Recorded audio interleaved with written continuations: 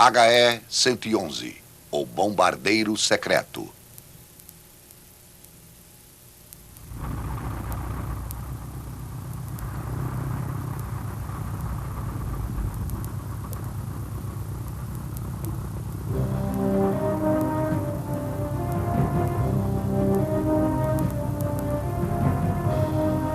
O Heinkel 111, mais do que qualquer outro, representou a pujança da força de bombardeiros da Alemanha durante a Segunda Guerra Mundial. Seu desenvolvimento foi mantido em segredo pela Luftwaffe, mas depois foi produzido aos milhares. Esse bombardeiro de linhas aerodinâmicas lutou até o último minuto e foi decididamente o melhor de sua década.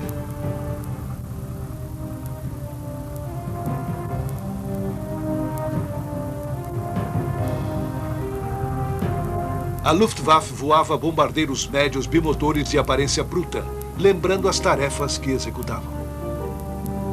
Funcionais, robustos e mortíferos, eles contrastavam com as linhas delicadas do Heinkel 111. Mas as torretas denunciavam a verdadeira função do Heinkel. Apesar de sua aparência, era um bombardeiro, uma máquina de guerra. Um instrumento de terror.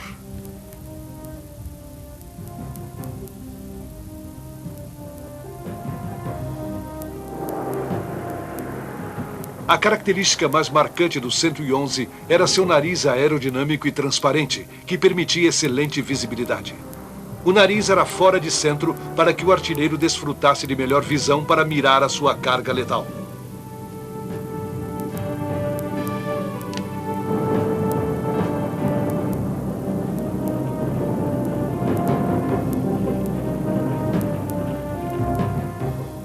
Este modelo foi construído sob licença em outro país e, curiosamente, foi equipado com motores Rolls-Royce, semelhantes aos usados pelos aliados.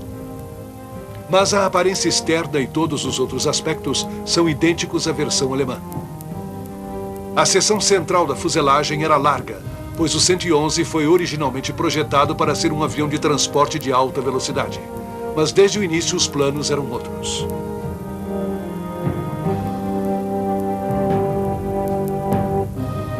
O Tratado de Versalhes, imposto à Alemanha no fim da Primeira Guerra Mundial, proibia a fabricação de aviões militares, mas permitia a construção de aviões de transporte. Até os anos 30, os fabricantes realmente se restringiram a produzir aviões de transporte, confiáveis e eficientes. Aos poucos, versões mais aerodinâmicas foram aparecendo. Este Heinkel modelo 70 foi apresentado como um avião correio de alta velocidade, mas foi construído para servir de plataforma para testes militares. Em meados dos anos 30, a Alemanha já desrespeitava abertamente o Tratado de Versalhes. O surgimento do Partido Nazista havia restituído ao povo alemão um sentimento de orgulho nacional, e Adolf Hitler lhes prometia um futuro cheio de grandes realizações. Hitler tomou o poder em 1933 e, em poucos anos, já havia colocado homens como Hermann Göring e Erhard Milch em posições chaves na Força Aérea e, mais importante, no controle da produção de aeronaves.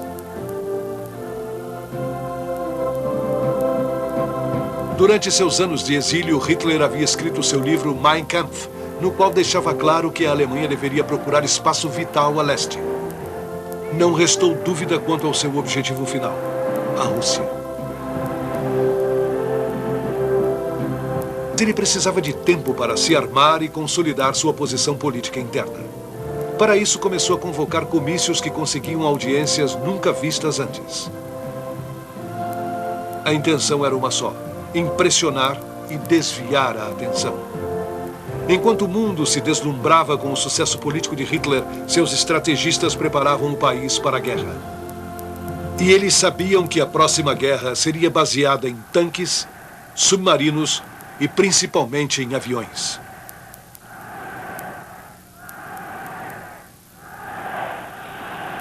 Em 1934, os projetistas alemães receberam instruções para desenvolver aeronaves que pudessem ser transformadas em bombardeiros.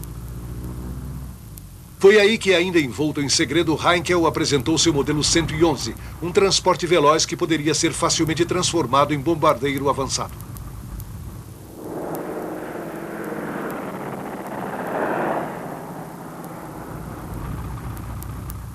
O modelo 116 era um quadrimotor muito parecido com o 111.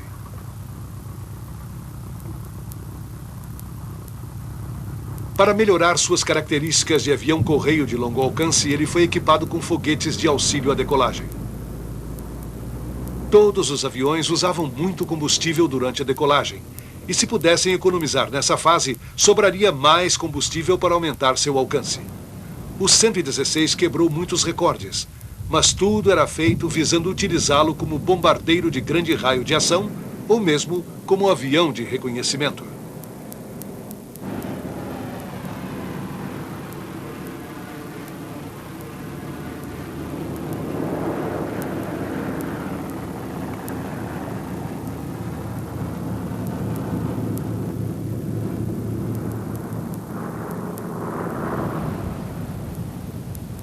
As modificações por vezes falhavam e causavam acidentes. Apesar dos problemas enfrentados com o 116, Heinkel prosseguiu com o desenvolvimento do modelo menor. E em 1936 a Lufthansa já estava voando o 111, na versão de passageiros.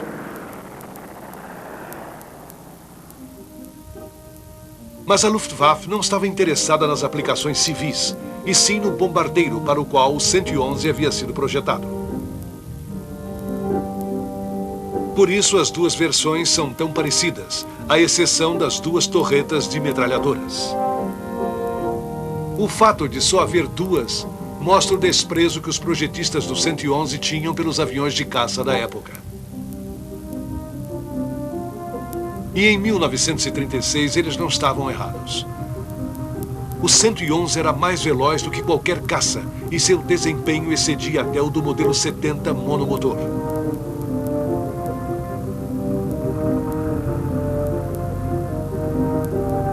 O Heinkel 111 representava um grande avanço sobre os outros bombardeiros da Luftwaffe. Não havia nada na Europa que se comparasse a ele.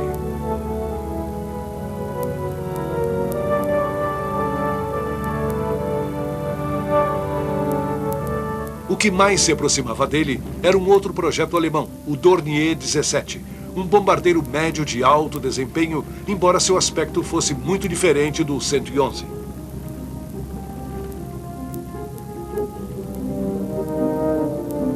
O interessante é que o Dornier havia também sido projetado inicialmente como avião de transporte para substituir o Heinkel 70. O Dornier deveria ser apenas um avião-correio, embora houvesse uma versão para 6 passageiros.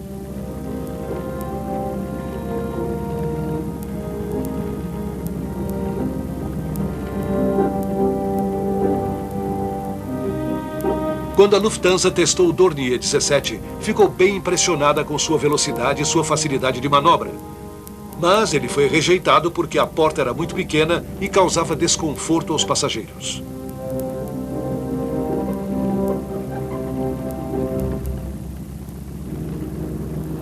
Os poucos aviões fabricados foram estocados e por lá ficariam, se não fosse Robert Untucht. Untucht havia pilotado o Heinkel 70 em vários voos de quebra de recordes e depois foi convocado para o programa de desenvolvimento de aeronaves da Luftwaffe. Ele encontrou os Dornier 17 por acaso e bastou um voo de teste para que ele percebesse o potencial que a plataforma tinha para ser transformada em bombardeiro, o que começou imediatamente a ser feito. Foram produzidos mais de 17 mil desses aviões.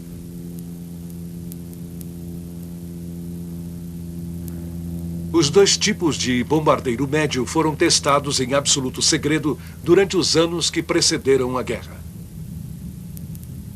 Aqui, um Dornier 17 está sendo equipado para testar o lançamento de bombas da posição horizontal.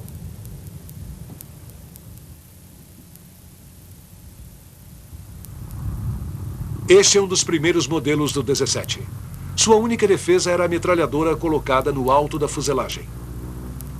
Apesar de estar executando testes militares altamente secretos, sua identificação é civil, do fabricante.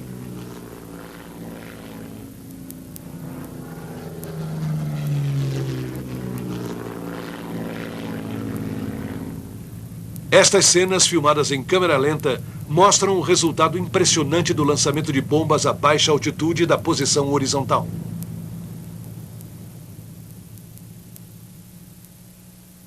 Em missão real, as bombas seriam lançadas de altitude bem maior, diminuindo a precisão, mas preservando a aeronave.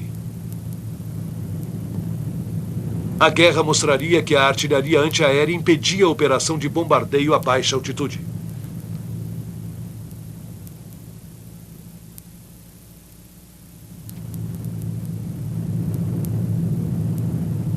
Ainda assim, há situações em que o bombardeio a baixa altura é necessário e o Dornier 17, voando muito rápido e com sua fuselagem delgada, era um alvo difícil de atingir. Devido à sua forma, seu apelido era lápis voador. Entre outras técnicas testadas para uso na futura guerra estava a cortina de fumaça. Grossas nuvens de fumaça artificial lançadas logo acima do nível do mar eram consideradas como um meio eficaz de evitar que tropas de desembarque fossem avistadas pela artilharia de costa. Raramente utilizadas na prática, elas dão uma ideia de como os alemães levavam a sério sua preparação. Havia um terceiro bombardeiro médio sendo desenvolvido pela Luftwaffe, o Junkers 88. Era tecnologicamente mais avançado e foi projetado como bombardeiro desde o início.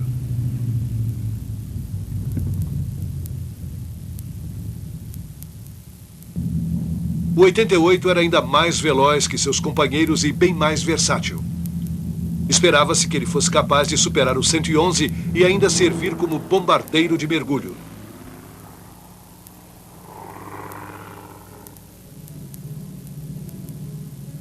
A maior parte dos estágios de fabricação do Heinkel 111 era feita numa fábrica modelo perto de Berlim, que foi construída em 1937.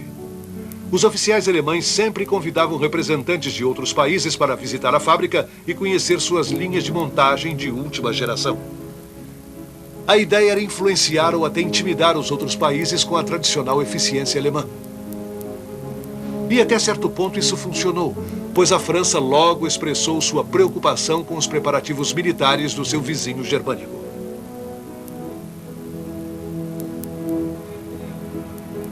Os alemães, que consideravam o Tratado de Versalhes como um insulto, devem ter achado essa situação um tanto irônica.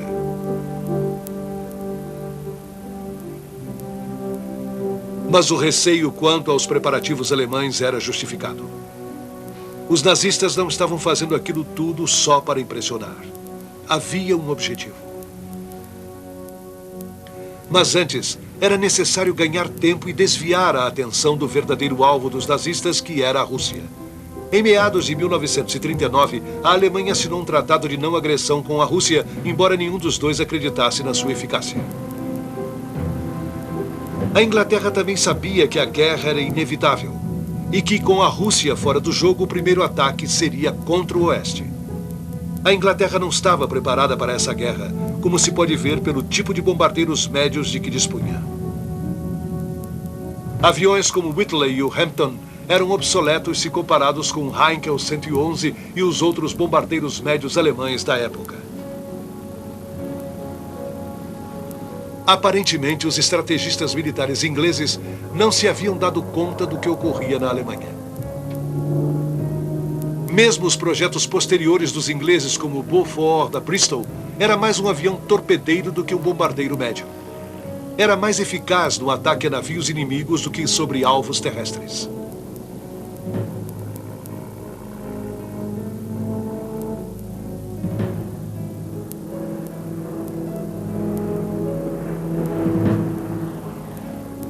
O único bombardeiro médio inglês que se comparava aos alemães era o Wellington, da Vickers, um avião eficaz e resistente. Ele foi um dos poucos aviões aliados a operar como bombardeiro médio no início da Segunda Guerra Mundial.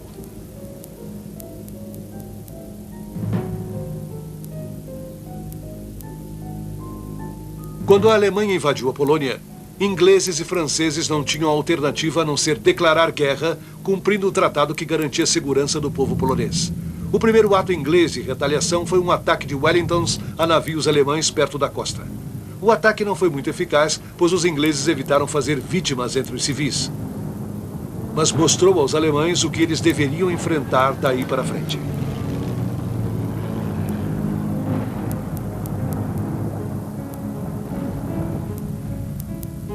Com a Polônia dominada, a Luftwaffe dirigiu seus esforços para o oeste, atacando a Noruega, a Holanda, a Bélgica e até a França se rendeu a Blitzkrieg, a forma de guerra escolhida pelo alto comando alemão.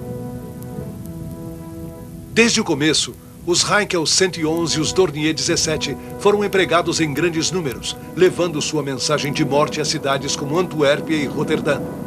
Sobre as ruínas dessas cidades, os nazistas esperavam construir o Terceiro Reich, que deveria durar 1000 anos.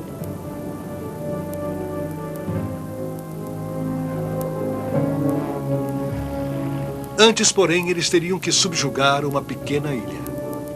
Eles pensavam que os ingleses certamente se renderiam, ou pelo menos estariam dispostos a assinar um tratado permitindo que os nazistas perseguissem seu alvo verdadeiro, a Rússia.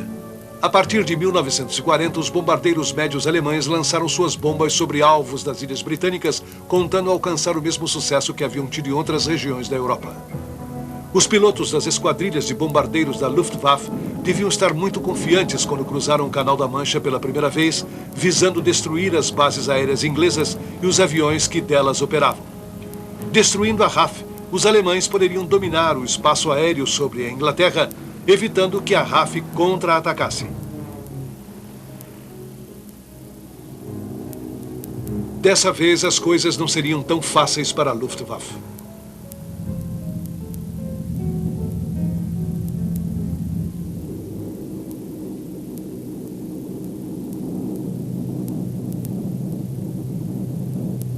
De certa forma, o Heinkel 111 representava tudo que os projetistas da Luftwaffe defendiam e atacavam. O maior estrategista da Luftwaffe foi o general Walter Vivar. Vivar começou a influenciar os destinos da Luftwaffe em 1933. Ele não defendia os bombardeiros médios. Ele leu Mein Kampf cuidadosamente e provavelmente sabia que o alvo de Hitler era mesmo a Rússia. Com isso em mente, ele sempre defendeu os bombardeiros de longo alcance, quadrimotores, que poderiam penetrar fundo na Rússia e destruir a capacidade de produção de armamentos na origem, o que é mais barato, rápido e eficaz. Vivar, porém, morreu testando um Heinkel 70, e seus planos nunca foram postos em prática. Ao contrário, aviões pequenos foram produzidos aos milhares. A decisão dos alemães de suspender o desenvolvimento de bombardeiros pesados pode ter-lhes custado a vitória. Se Vivar estivesse no comando, a Luftwaffe teria condições de atacar as regiões mais remotas da Rússia. O preço de um acidente pode ter sido muito alto para uma nação. O general Habak fala sobre Vivar. O que surpreende é que ele era do exército, do Estado-Maior do Exército. E como poderia se desempenhar da tarefa de chefe do Estado-Maior da Luftwaffe? Pois ele o fez, e o fez muito bem. Ele dizia: eu não preciso de caças, eu preciso de bombardeiros, bombardeiros mais velozes que os caças. Werner Seitz, ex-piloto de 111, explica as maiores dificuldades. Os caças têm muitas vantagens sobre os bombardeiros. Às vezes você fica sem recursos e só pode rezar para que tudo acabe bem. Mas se o ataque acontece após você ter soltado as bombas, o bombardeiro já está em melhores condições para se defender.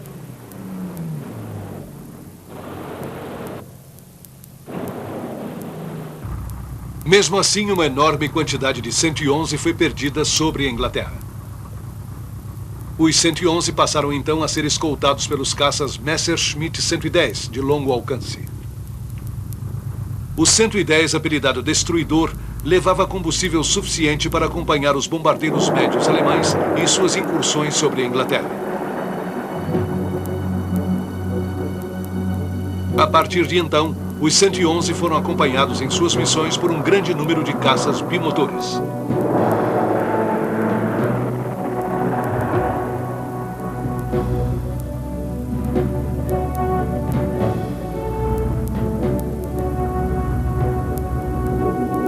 Goering havia pessoalmente dado apoio ao conceito do caça de longo alcance e esperava um grande sucesso quando entrassem em operação. Infelizmente para a Luftwaffe, embora os 110 tivessem a velocidade, o raio de ação e o poder de fogo necessários, eram muito menos ágeis que os caças britânicos e começaram a ser derrubados até em número maior do que os bombardeiros que deveriam proteger.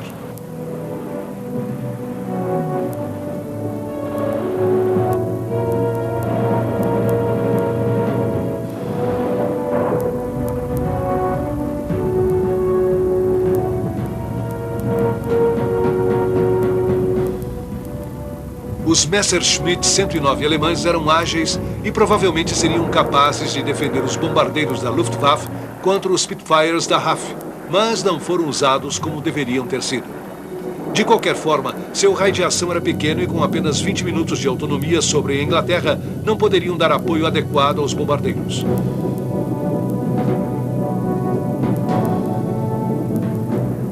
Essa limitação do alcance dos 109 determinou talvez o resultado da Batalha da Inglaterra, quando milhares de Spitfires, Hurricanes, Messerschmitts e Heinkels cruzaram os céus ingleses fazendo a história.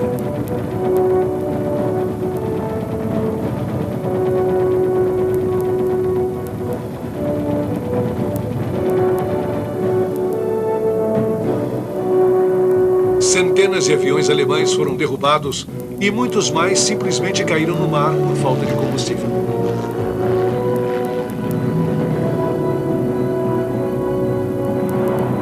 Em poucas semanas de combate, a Luftwaffe já sabia que não poderia superar esse obstáculo e que sua invencibilidade estava terminada. Além disso, o total apoio que Goering tinha dado ao Messerschmitt 110 provou ser um erro. A partir daí, começou a diminuir o poder de Goering sobre a Luftwaffe. Furioso com o fracasso dos ataques às bases da RAF, Hitler ordenou o início dos bombardeios às cidades, a chamada Blitz inglesa. Mas os alemães teriam que vencer um outro obstáculo.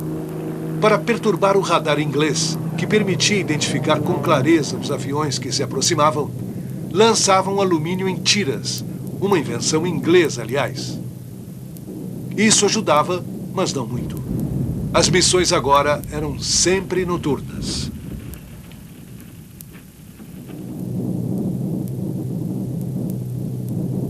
A artilharia antiaérea inglesa era muito eficaz. Eles tinham armas pesadas e boa pontaria. As tiras de alumínio ajudavam, mas sempre acertavam a gente.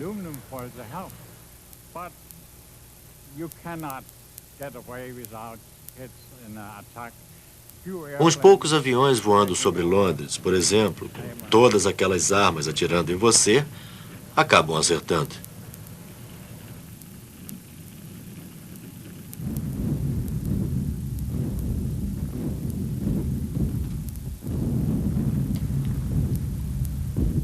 As missões noturnas realmente reduziram as perdas e os ingleses utilizaram o mesmo recurso quando começaram a bombardear a Alemanha com seus Lancasters. O Lancaster representava o sonho do general Vivar, um bombardeiro pesado com enorme capacidade de carga, defendido por numerosas e potentes metralhadoras.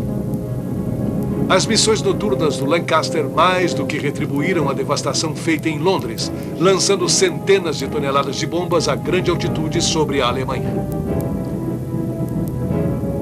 Mas com 2 ou 4 motores, as tripulações dos dois lados enfrentavam os mesmos problemas.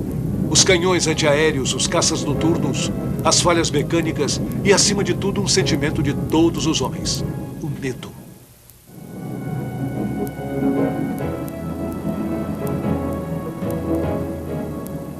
Os americanos chegaram em 1942 com seus bombardeiros quadrimotores.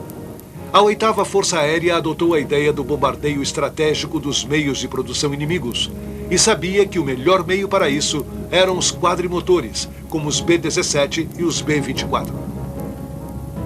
Eles só estavam seguindo as ideias de Weaver de 10 anos antes.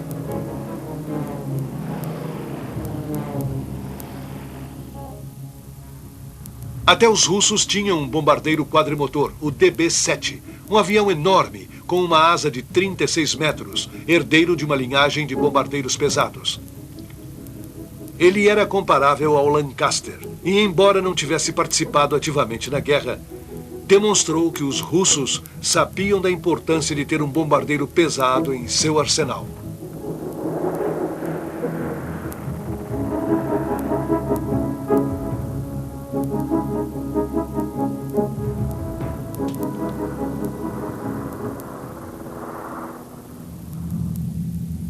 Outro país envolvido na guerra era a Itália, que parecia ter uma estranha paixão por aviões de 3 motores. Seus bombardeiros, aviões de transporte e hidroplanos eram todos trimotores. O terceiro motor aumentava a velocidade e a segurança, mas prejudicava o artilheiro, que perdia sua tradicional posição à frente, permitindo visão para a mira. O artilheiro foi mudado para uma posição absurda na traseira do avião.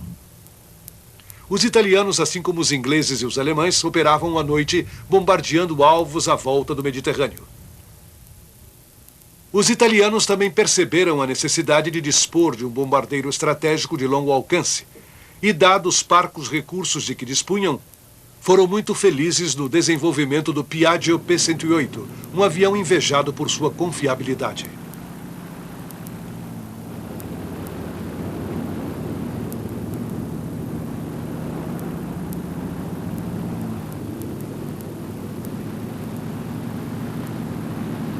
Poucos foram fabricados, mas o P-108 preenchia a receita do general Weaver.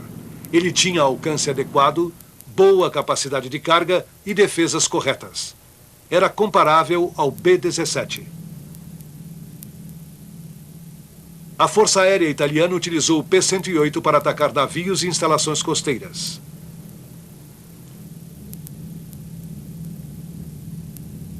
Dado que os italianos haviam percebido a importância do bombardeiro estratégico, é de se estranhar que seus aliados alemães tivessem insistido em aperfeiçoar o bombardeiro médio, aumentando sua versatilidade.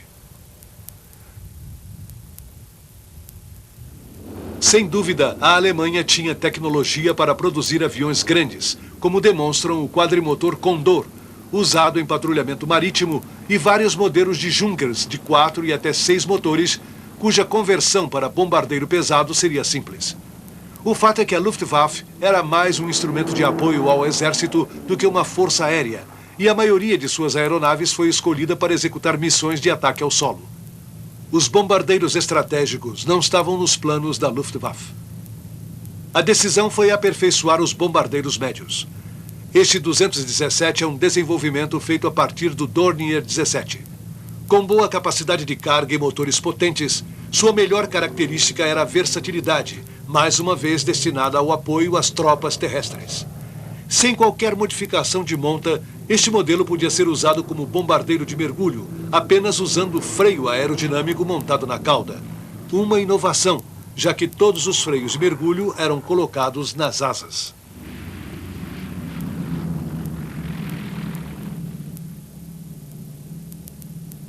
Capaz de bombardear na horizontal ou em mergulho, o 217 também foi usado como caça noturno, atacando os Lancasters com razoável sucesso.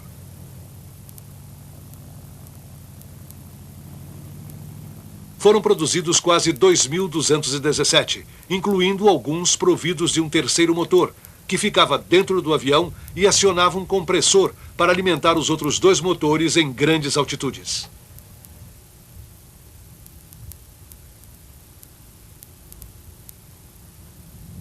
Até o moderno Junkers 88 foi aperfeiçoado de várias maneiras. Este é um 188 com uma carlinga bem melhorada que dava excelente visibilidade à tripulação. Era veloz e ágil, mas também dele se exigia versatilidade. Os 188 podiam atuar como bombardeiros horizontais ou de mergulho e ainda como caças.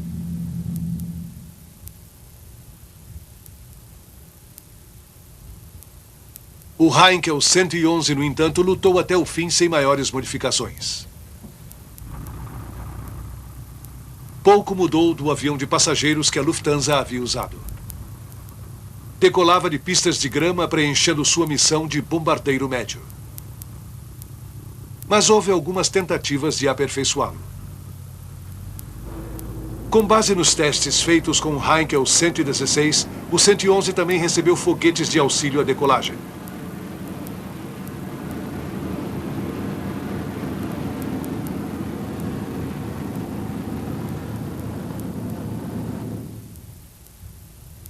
As primeiras experiências foram feitas com foguetes que queimavam uma mistura de álcool e oxigênio líquido. Os danos ao avião eram maiores que os benefícios, e a pesquisa foi suspensa até que se encontrasse outro combustível.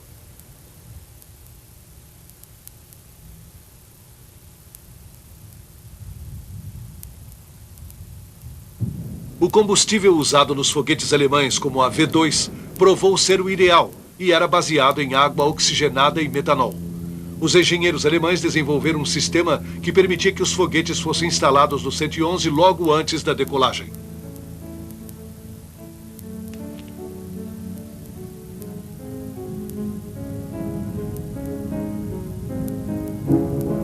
Um dos maiores problemas era que quando os dois combustíveis entravam em contato, explodiam, danificando o equipamento e ferindo o pessoal de terra.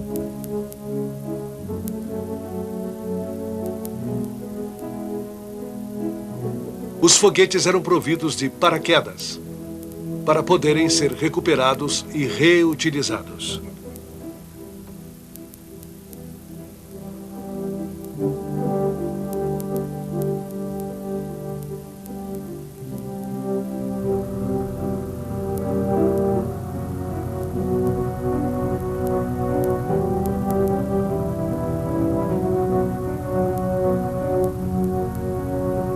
Ao acelerar os motores para a decolagem, o piloto também acionava os foguetes e o 111 decolava já a alta velocidade.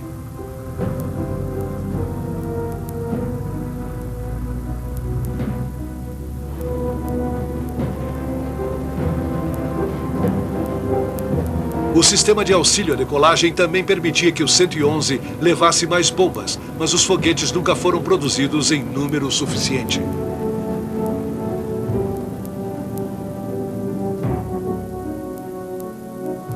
Outra prova da versatilidade dos 111 foi seu uso como lançador de foguetes.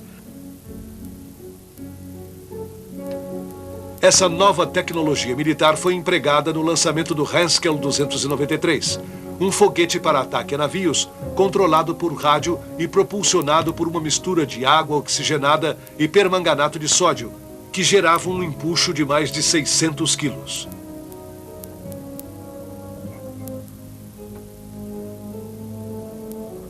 Apesar do combustível só durar por 10 segundos, o foguete atingia uma velocidade de 200 km por hora a mais que o avião que o lançava.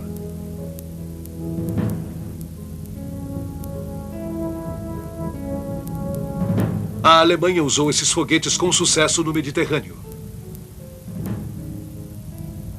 Sua grande vantagem era que o avião lançador não precisava se aproximar das armas inimigas. Outra vantagem do 293 era a sua precisão de tiro, obtida através de um transmissor de rádio montado a bordo do avião que o lançava, que dirigia o míssil até o alvo.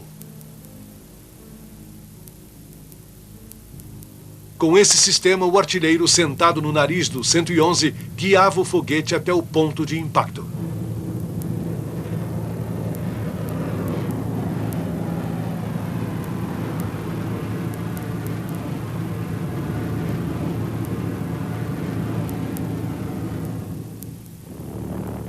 O 111 também participou de outro projeto com mísseis, desta vez com um míssil cego, mas altamente eficaz.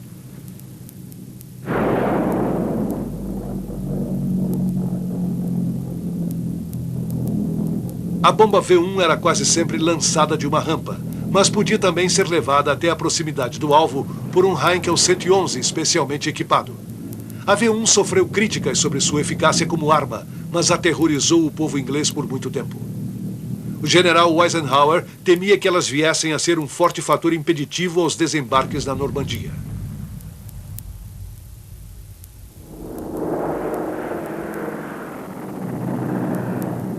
O Heinkel 111, apesar de ter participado em programas de desenvolvimento de armas ultramodernas, continuou a ser o mesmo bombardeiro médio padrão até o fim da guerra. Acompanhou a Luftwaffe em todos os teatros de operação, inclusive na Rússia.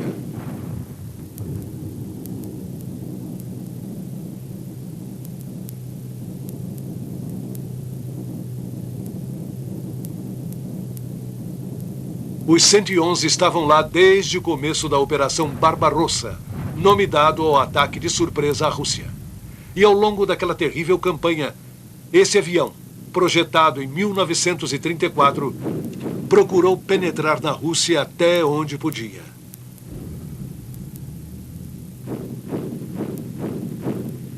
Mas o seu problema era o raio de ação. Logo após o ataque inicial, os russos, num esforço sobre-humano, desmontaram suas fábricas e as levaram para além dos montes Urais.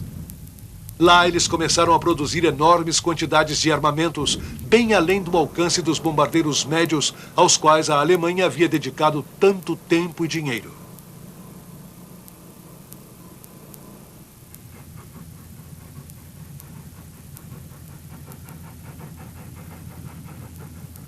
Se o programa de bombardeiros pesados proposto por Viva não tivesse sido abandonado, a Luftwaffe poderia ter desenvolvido um avião como o Lancaster ou a Fortaleza Voadora, com o qual poderia ir atrás dos russos do outro lado dos Urais e destruir as fábricas que garantiram a destruição da Alemanha.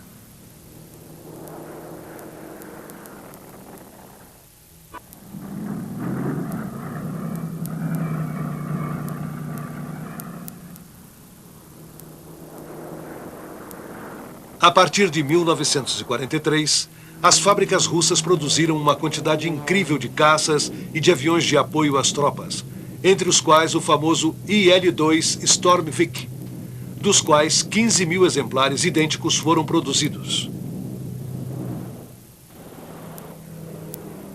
Um recorde mundial até hoje.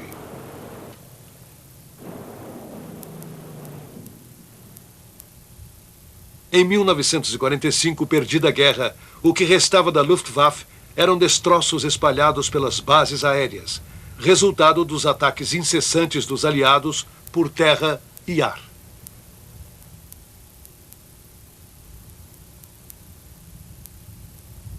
Um bom número de 111s foi capturado pelos aliados, embora muitos houvessem caído em mãos, por exemplo, dos ingleses durante a guerra.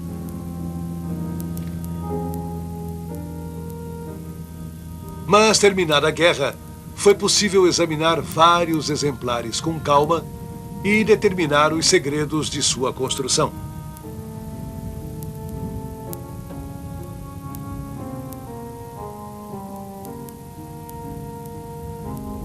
Esta equipe americana está desmontando um 111. Só o suficiente para embalá-lo e levá-lo para os Estados Unidos por mar.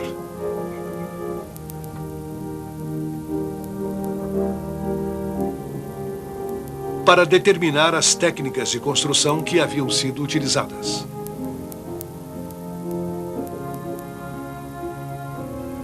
O 111, de certa maneira, já era obsoleto muito antes de a guerra terminar. No entanto, os pesquisadores do quartel-general da Força Aérea Americana em Ohio admiraram-se com várias características do avião da Luftwaffe.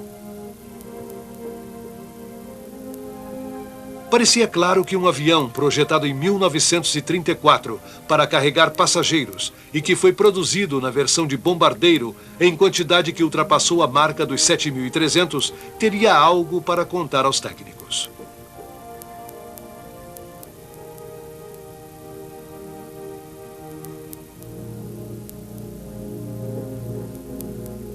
Mas o problema do 111 talvez tenha sido seu baixo custo e alta resistência.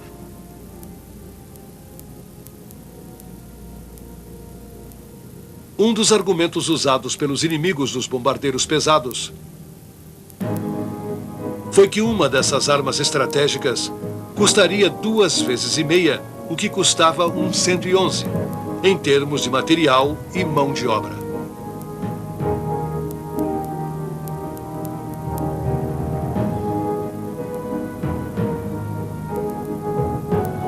Se houvessem sido produzidos apenas 1000 dos bombardeiros imaginados por Vivar, pelo menos para atacar no momento em que os russos recuavam, a Alemanha poderia ter ganho mais um ano para desenvolver seus jatos e seus foguetes, detendo a ofensiva aliada e permitindo uma rendição negociada.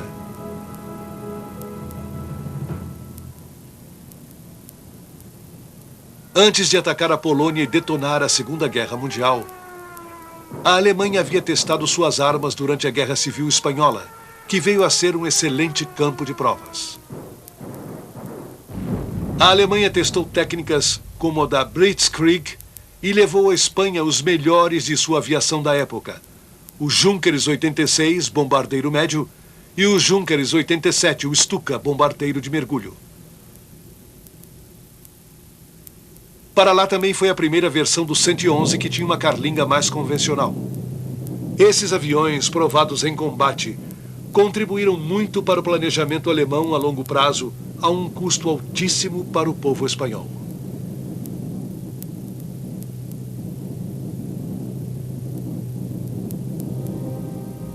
Hoje, ironicamente, o único 111 que existe foi fabricado na Espanha, muito depois da morte de Vivar, Goering e Hitler. Os espanhóis continuaram a fabricar o modelo obsoleto e o usaram mais como avião de transporte do que como bombardeiro.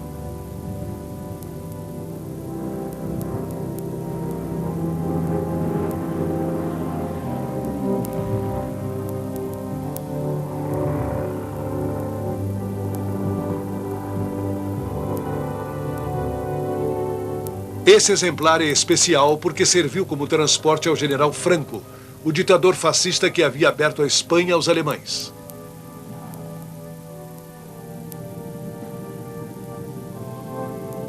Anos depois, este avião foi comprado para participar num filme sobre a Batalha da Inglaterra, indo parar nos Estados Unidos, onde foi incorporado à Força Aérea Confederada.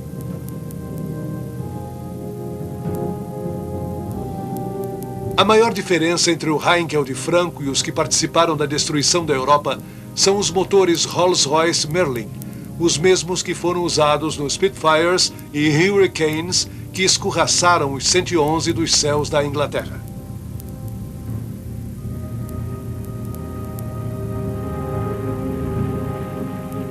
Os russos também usaram motores Merlin, que equiparam ainda os Mustangs, outro caça que o 111 enfrentou em sua longa carreira.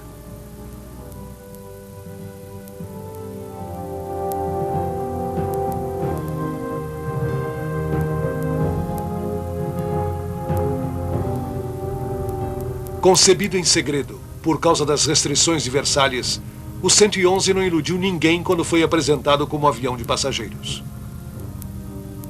Desde o início foi um bombardeiro médio, projetado para dar apoio à Blitzkrieg de Hitler através da Europa. Junto com os Junkers e os Dorniers, ele representou bem seu papel. Mas nunca preencheu os requisitos de Vivar, que queria um bombardeiro de longo alcance.